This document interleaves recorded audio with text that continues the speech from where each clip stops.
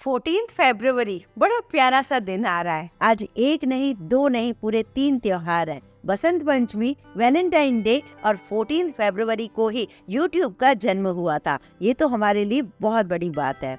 आज कुछ ऐसा बनाते हैं जो हर घर में बन सके, यही मेरी सोच थी। तो मैंने बनाया आपके लिए बढ़िया सा डिश। अब ये बताइए फटाफट से, ये केक लग रहा है आपको या मिठाई? तो चलिए वीडियो शुरू करते हैं। नॉर्मल सी कोई भी कढ़ाई या पतीला ले सकते हो, उससे मीडियम फ्लेम पर गरम करने के लिए रख दीजिए। एक कोई जाली ढूंढ लीजिए, जाली ना हो तो एक पतली सी प्लेट ले लीजिए। बस ध्यान रखें कि बस ये चीजें हम गरम करें एक तरफ से। और हाँ, आज के वीडियो में मैंने एक चीज और भी की है, मेजरिंग कप का झंझट ही खत्म, क्योंकि नॉर्मल कटोरी तो हमारे घर में होती है। मेजरिंग स्पून भी यूज नहीं किए, उसके लिए भी मैंने आपको पूरी तरीके से सारी चीजें बताई हैं। तो सारे ट्रिक्स को फॉलो कीजिए, बिना स्किप किए पूरे वीडियो को देखेंगे तभी तो इस रेसिपी को बना पाएंगे। तो हमें क्या चाहिए, एक कटोरी दही। जैसे कि घर में हम दही बनाते हैं तो बस वही दही, ऐसा कोई खट्टा या बहुत ज्यादा अभी ताजा दही, ऐसा कुछ भी नहीं, नॉर्मल दही जो हमारे घर में आता है। और वो देखिए दही भी ना पूरी कटोरी भरी हुई नहीं है। आज मेरे पास कम है तो मैं उस हिसाब से ही ले रही हूँ, कोई प्रॉब्लम नहीं है। अब जितना दही था उतना ही मैंने पिसी चीनी ले ली है, जो कि घर में हम पीसते हैं ना चीनी को मिक्सी में, बस वही लिया है। अब 1 चम्मच, आप देख रहे हैं 1 टीस्पून, मतलब एक बड़ा चम्मच भी होता है, एक छोटा चम्मच भी होता है। तो 1 टीस्पून भर के मैंने बेकिंग पाउडर डाल दिया, 1/4 टीस्पून मैंने डाल दिया बेकिंग सोडा। दोनों चीजों को मिलाकर इसको झाग आने तक रोक दिया। तब तक मैंने लाई हूँ एक छन्नी, और छन्नी में हम 1 कटोरी भर के, अब ये जो कटोरी वही है लेकिन मैंने भर के लिए ये लिया मैदा। दही पौना हो जाए, चीनी पौना हो जाए चलेगा, लेकिन मैदा आपको फुल लेना है। अब ये रेसिपी को आप आटे से भी बना सकते हो और आप सूजी से भी बनाते हो, लेकिन क्या उसके लिए रेशो थोड़ा सा अलग रहेगा, वो मैं आपको आगे बताऊंगी। लेकिन अभी तो आप मैदा डाल दीजिए। अब जो बड़ा चम्मच है ना, मैंने आपको दिखाया था, एक छोटा चम्मच होता है घर में, एक बड़ा चम्मच, वो बड़े चम्मच से आप 3 चम्मच भर के आप ऑयल डाल दो। ऑयल वही डालना है जिसमें कोई स्मेल ना हो, जैसे पीनट ऑयल नहीं चाहिए, सरसों का ऑयल नहीं चाहिए, रिफाइंड ऑयल कोई भी ले सकते हो, ऑलिव ऑयल ले सकते हो, आप बटर को मेल्ट करके ले सकते हो। 3 टेबलस्पून जब मैंने इसमें ऑयल डाला है तो उसकी कंसिस्टेंसी मैं आपको दिखा रही हूँ। बाय चांस आपको ऐसा लगे कि ऐसी कंसिस्टेंसी हमारी नहीं बनी है, क्योंकि वो चेंज कब हो सकती है, जब हमने नापने में मैदा थोड़ा ओवर ले लिया या कम ले लिया, या फिर हमारा दही ज़्यादा गाढ़ा है या ज़्यादा पतला है, उससे फ़र्क पड़ता है। ये कंसिस्टेंसी होनी चाहिए। ये देख रहे हैं आप कैसे मैं आपको ऊपर करके दिखा रही हूँ ना।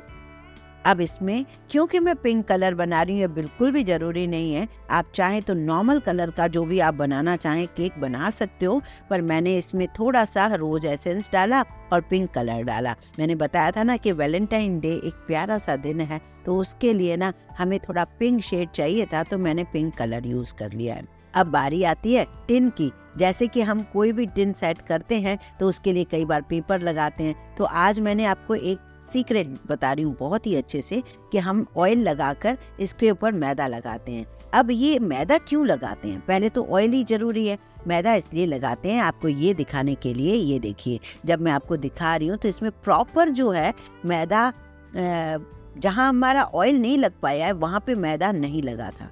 अब मैंने वापस से इसमें थोड़ा तेल लगाया और वापस से मैंने मैदा लगाया। ऐसा क्यों किया, क्योंकि कई बार आपने नोटिस किया है केक निकालते टाइम एक जगह ब्रेक हो जाता है नीचे, मतलब वहाँ पे तेल नहीं होगा और वहाँ वो ब्रेक हो जाता है।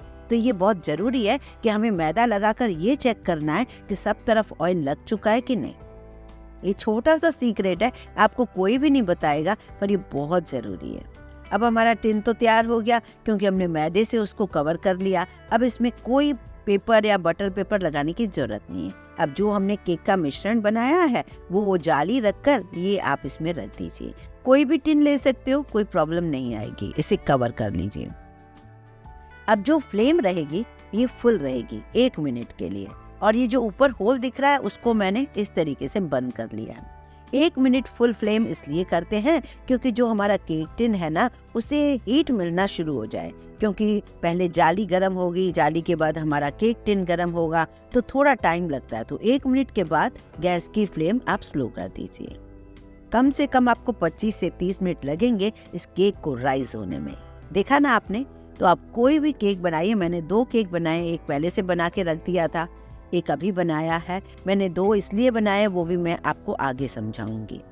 हल्का लाइट कलर आ सकता है, हल्का डार्क कलर आ सकता है, कोई फर्क नहीं पड़ता। कभी ज़्यादा सिक जाता है, कभी थोड़ा कम सिक पाता है, कोई नहीं, बस कच्चा नहीं होना चाहिए।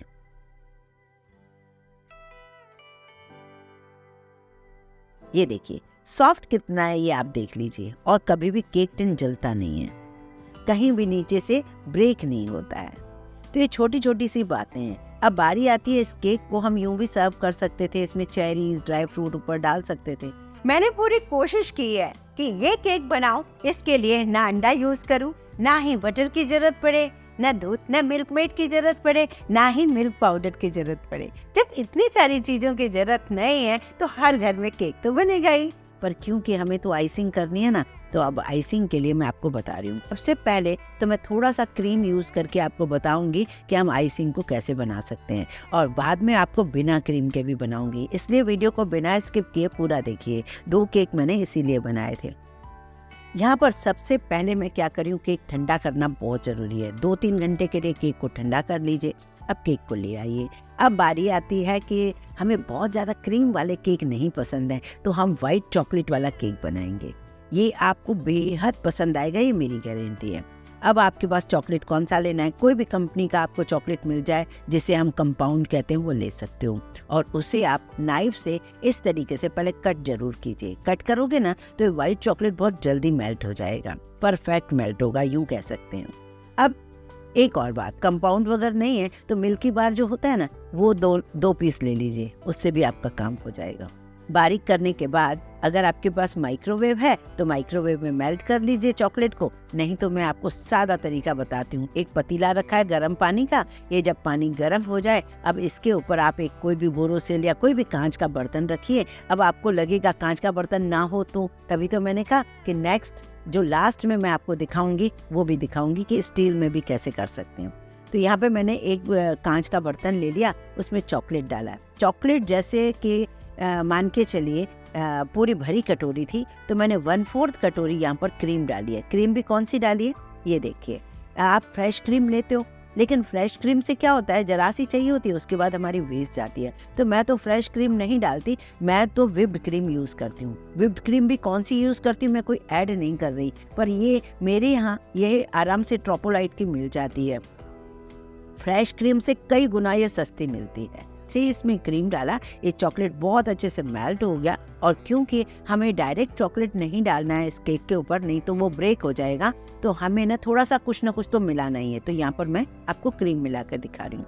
और ये आराम से आप फ्रीजर में रख के यूज़ कर सकते हो। जब भी मुझे चाहिए होती है फ्रीजर से निकालती हूँ, थोड़ी सी मेल्ट करके मैं इस क्रीम को यूज़ कर लेती हूँ। और ये थोड़ी सी मीठी भी होती है।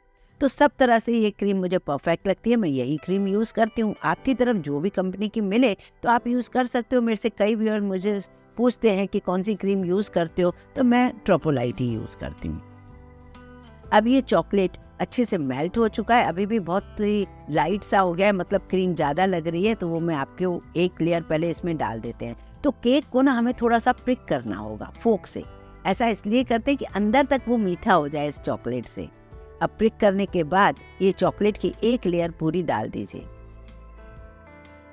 साइडों से जो भी चॉकलेट आपको गिरा हुआ दिख रहा है उसको आप इसी तरीके से सेट कर सकते। एक लेयर डालने के बाद इसी मिश्रण में थोड़ा सा चॉकलेट बारीक कटा हुआ और डाल देती हूँ, जिससे थोड़ा गाढ़ा सा हो जाए, और इसी के ऊपर एक कोट और लगा देती हूँ।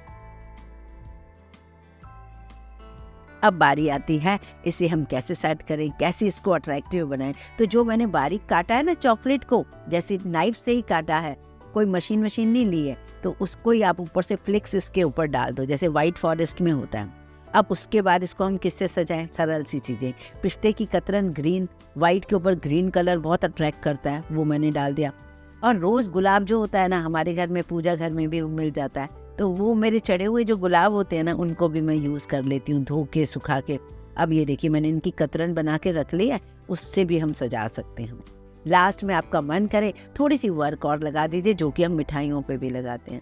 इस तरीके से छोटी छोटी चीज़ों से ना आप उसको बहुत अट्रैक्टिव केक को बना सकते हो और स्वाद इतना अच्छा होगा, मैं आपको क्या बताऊं। मतलब मैंने जिन जिन को भी खिलाया सब ने खुल के दिल खोल के जो तारीफ करता है ना वैसी की है तारीफ। वो सभी को बेहद पसंद आया, जो इसका कलर, जो इसका टेक्सचर, जो उसकी सॉफ्टनेस, जो इसका मीठापन, चॉकलेट का करेक्ट उसका रेशो जो ऊपर से लगा हुआ है, सभी को बेहद पसंद आया। तो अब यहाँ मैंने सारी चीज़ें लगा दी। अब उसके बाद मैं बताती हूँ दूसरे केक में हम क्या चेंज कर सकते हैं। दूसरे केक के लिए अभी मैंने क्या किया है, जो पतीला गर्म हो रहा था ना पानी का वैसा ही रखेंगे। अब इसके ऊपर हम स्टील का बर्तन रख सकते हैं। कई घरों में ना कांच के बर्तन नहीं होते हैं तो टूट जाते हैं, वो लोग डरते हैं मेरे व्यूअर्स। तो आप कांच का नहीं, आप स्टील का बर्तन लीजिए, इसमें भी चॉकलेट मेल्ट हो सकती है। अब बारी आती है, कई बार हमारे घर में क्रीम नहीं होती है तो हम क्या करें, क्या क्रीम लेने जाएं? नहीं, आप थोड़ा सा गर्म दूध ले लीजिए। बस शर्त ये है दूध गर्म होना चाहिए। तो अब यहाँ पर मैं दूध जो डाल रही हूँ ना, क्रीम से भी कम डालूंगी, सिर्फ 2 चम्मच। बस 2 चम्मच जब आप इसमें गर्म दूध डालोगे ना, चॉकलेट इतनी बढ़िया मेल्ट हो जाएगी, मैं आपको क्या बताऊं। इससे अच्छा गनाश मतलब हो ही नहीं सकता। सॉफ्ट भी रहेगा, प्लेन भी हो जाएगा। बस अब इस गनाश वाइट चॉकलेट को आप पूरे केक के ऊपर पोर कर लीजिए। उसी तरीके से वैसे ही चॉकलेट के फ्लेक्स डाल दीजिए और ऊपर से पिस्ते की कतरन डाल दीजिए, रोज गुलाब की पत्तियों को डाल दीजिए। अब यहाँ पर मैंने वर्क नहीं लगाया, सिल्वर कलर का स्प्रे कर दिया। होता क्या है, ये छोटी छोटी चीजें मेरे पास तो जैसे होती हैं बेकिंग की वजह से, आपके पास भी हो ना तो उन्हें यूज कर लिया करो। नहीं है तो कोई बात नहीं, सिल्वर बॉल्स भी लगा सकते हो। और आपने इतने प्यार से उस केक को बनाया है, कुछ नहीं भी लगाओगे ना तभी वो केक बहुत ही प्यारा बनेगा, ये मेरी गारंटी है। हम खुद से प्यार से जो अपने घर के लिए, अपने परिवार के लिए, अपने बच्चों के लिए करते हैं ना, उसमें इतनी ज्यादा ममता भरी हुई होती है, इतना स्वाद का तड़का लग जाता है कि वो अपने आप ही इतना स्वादिष्ट हो जाता है।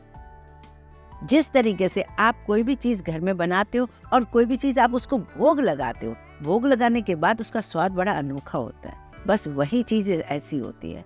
आपने कई चीजें मेड से बनवाई होंगी, कई चीजें आप बाहर से लाते हो, उसमें उतना स्वाद नहीं होगा जितना आप घर में बनाओगे। वो जो वाइब्स जाती है ना, हम अपनों के लिए जो वाइब्स छोड़ते हैं ना बनाते टाइम, जो वो सोचते हैं ये मैं किसको खिलाने वाली हूँ, ये मैं किसको दिखाने वाली हूँ, तो वो वाइब्स ना बहुत बड़ा काम कर जाती हैं रेसिपी के ऊपर। वो पर आप एक बार ना इस तरीके से केक जरूर बनाइए, चाहे 14 तारीख को बनाइए या जिस भी दिन बनाइए, जो भी आपको प्यारा दिन लगता है उस दिन आप बना लीजिए। आपको ये पसंद आया कि नहीं, ये मुझे ये जरूर बताइए। आप इसको कौन सा कलर देना चाहोगे और आप इसे किस दिन बनाना चाहोगे, ये भी मुझे जरूर बताइए। तो देखा ना आपने, कितना बढ़िया से ये आइसिंग हो सकता है। कुछ चीज नहीं चाहिए, जो आपके पास है उसी को यूज कर लीजिए। वीडियो पसंद आए तो लाइक तो बनता है, ज्यादा से ज्यादा शेयर कीजिए फ्रेंड्स और फैमिली को। कल सभी के घर में यही केक बनना चाहिए।